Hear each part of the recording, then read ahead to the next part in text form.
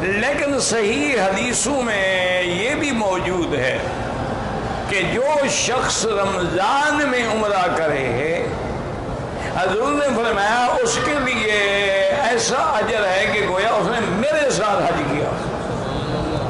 یعنی اندازہ فرمائیں کہ حضور کی ساتھ کے ساتھ حج کرنا کوئی آسان بات ہے.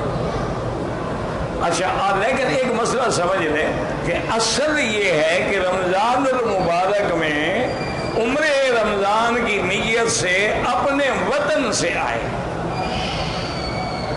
جو بھی وطن ہے، پاکستان ہے، ہندوستان ہے، بنگلہ دیش ہے، انڈیا ہے، یورپ ہے، کچھ ہے، اور وہیں میقات پہ کھڑے ہو کے احرام باندھے اور لبیک پڑھتے ہوئے اللہ کے حرم میں داخل ہو اور عمرہ مکمل کرے.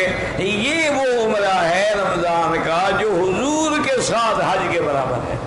سمجھ آ رہی ہے بات؟ اچھا، اب اگر دوسری بات یہ ہے کہ بھئی ایک آدمی رہتا ہی مدینہ منورہ میں ہے تو اب ضروری تو نہیں کہ وہ پاکستان جائے، وہ مدینہ منورہ سے احرام باندھ کے عمرہ کرے گا تو اس کو بھی وہی ثواب ملے گا جو حضور کے ساتھ حج کرے، کیونکہ مدینہ منورہ میقات ہے.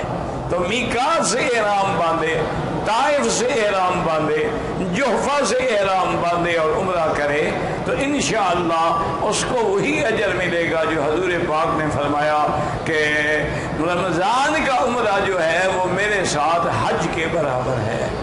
اور ادنا یہ ہے کہ آدمی اگر مدینہ بھی نہ جا سکے، طائف بھی نہ جا سکے، حالات اجازت نہیں دیتے، ذریعہ نہیں ہے، تو پھر مسجد عائشہ سے بھی عمرہ کر لے یا جیرانہ سے کر لے تاکہ عمرے کی سعادت سے تو معلوم نہ ہونا، کم سے کم شامل تو ہو جائے. اچھا، اور اسی طرح ایک اور آسان بات میں آپ کو عرض کر دوں کہ صحیح حدیث ہے کہ آدمی نے مثلا فجر کی نماز پڑھی ہے، فجر کی نماز پڑھ کے جلس فی مصلاہ وہیں بیٹھا رہے.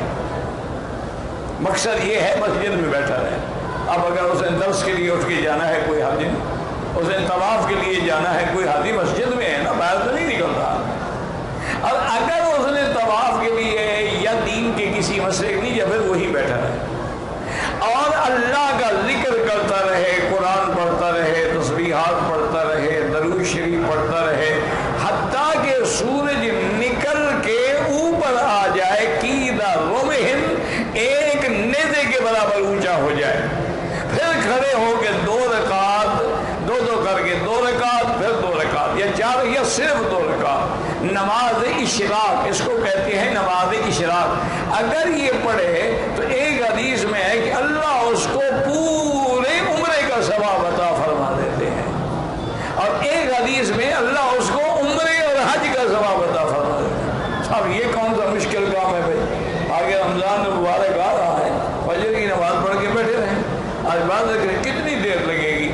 زیادہ سے زیادہ آدھا پونا گھنٹہ، کیونکہ اور یہ جو گھڑیوں میں لکھا ہے نا شروق کا ٹائم، یہ سورج نکلنے کا ٹائم ہے، یہ نماز اشراق کا ٹائم نہیں ہے، یاد رکھو. یہ جو گھڑیوں میں لکھا ہے نا شروق، تو شروق کا معنی کیا ہے؟ سورج کا نکلنا. تو اس کے بعد کم از کم 17 منٹ، نہیں تو بہتر یہ ہے کہ 20 منٹ انتظار کر کے پھر کھڑے ہو کے 2 رکعت پڑھ لے تو اللہ تبارک و تعالیٰ اس کو پورے عمرے کا ثواب عطا ہو. اچھا، خدا کی شان دیکھو، یہ حکم صرف مکہ مدینے کے لیے نہیں ہے، اپنے ملک کی مسجد میں بھی بیٹھ جاؤ تو عمرے کا ثواب مل جاتا ہے.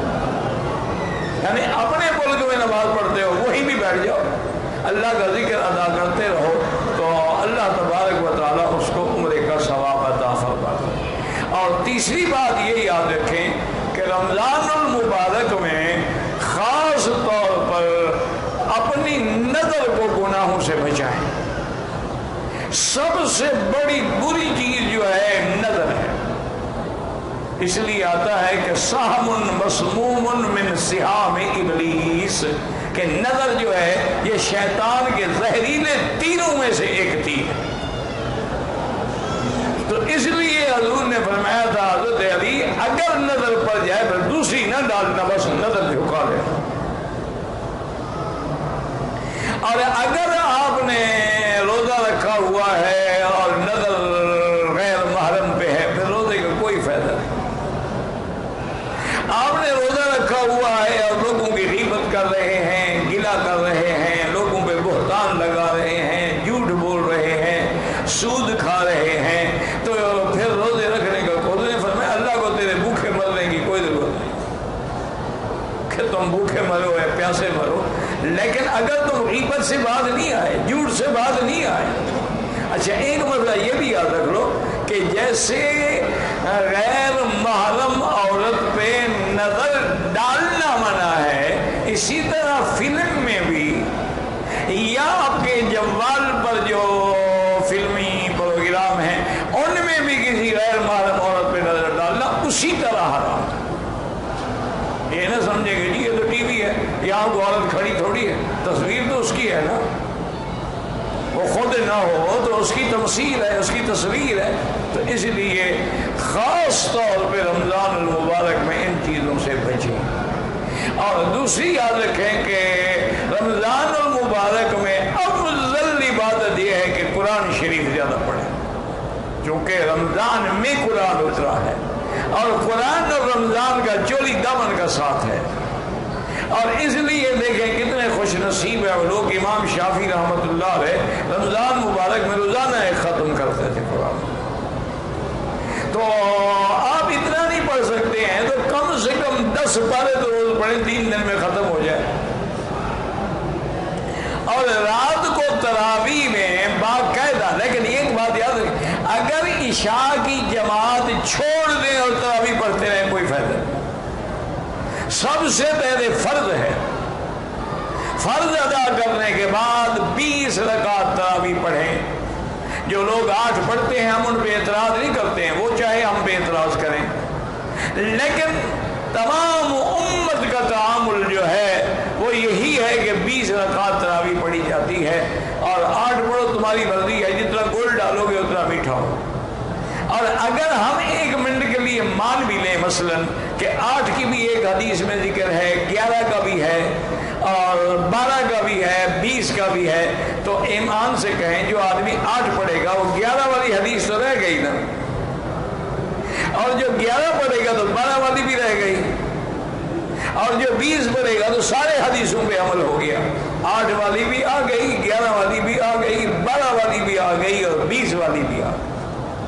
اور رمضان المبارک میں بھی افضل یہی ہے کہ وتر جو ہیں آپ تہجد کے بعد پڑھیں، جب رات کو تہجد کے لیے اٹھیں تو تہجد بھی پڑھیں، ساری بھی کریں، وتر بھی پڑھیں۔ لیکن اگر امام کے ساتھ تراویح کے بعد وتر پڑھ لیں وہ بھی جائز ہے، کوئی منع نہیں، جھگڑوں میں نہ پڑھو۔ 3 رکعتیں مل کے پڑھو تو حدیث میں موجود ہے، اور 2 رکعتوں میں سلام پھیر دو تو بھی حدیث میں موجود ہے، تو لہٰذا جھگڑے کرنے کی کیا ضرورت ہے؟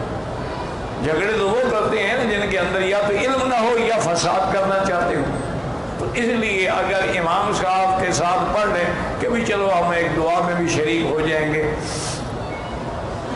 اور دوسرا یہ ہے کہ اتنی بڑی جماعت میں ہم کھڑے ہیں، پتہ نہیں کسی کی دعا کی وجہ سے ہمارے حال پر بھی اللہ پاک رحمت فرما دے تو کوئی حرج نہیں، کوئی لڑائی جھگڑے نہ کرو۔ باقی تو ایک اصولی بات ہے نا میرا بھائی، جتنا گول ڈالو گے میٹھا ہوگا نا۔ ایک آدمی نے 8 رکعت پڑھی ہے اور ایک آدمی جو ہے 20 پڑھتا ہے، صاف ظاہر ہے جتنی زیادہ محنت کرے گا اتنا زیادہ اللہ اس کو اجر عطا فرمائیں گے۔ اس لیے لڑائیاں جھگڑے کسی قسم کے قطعی طور پہ نہ کریں، اور رمضان کے لیے ابھی سے تیاری کریں۔ اور دوسری بات یہ ہے کہ رمضان میں جو آپ عبادت کرتے ہیں وہ 70 گنا بڑھ جاتی ہے، یعنی آپ نے 2 رکعت پڑھی ہے، نفل پڑھی ہے، 70 گنا، ایک طواف کے 70 گنا بڑھ جائے گا۔ آپ نے 1 ریال خیرات کی ہے تو 70 گنا بڑھ جائے گا۔ یہاں 1 کا 1 لاکھ ہے تو 70 لاکھ گنا بڑھ جائے گا۔ اس لیے ہمیشہ یاد رکھیں اپنے زکوٰۃ، خیرات، صدقات کوشش کریں کہ وہ رمضان المبارک میں ادا ہو۔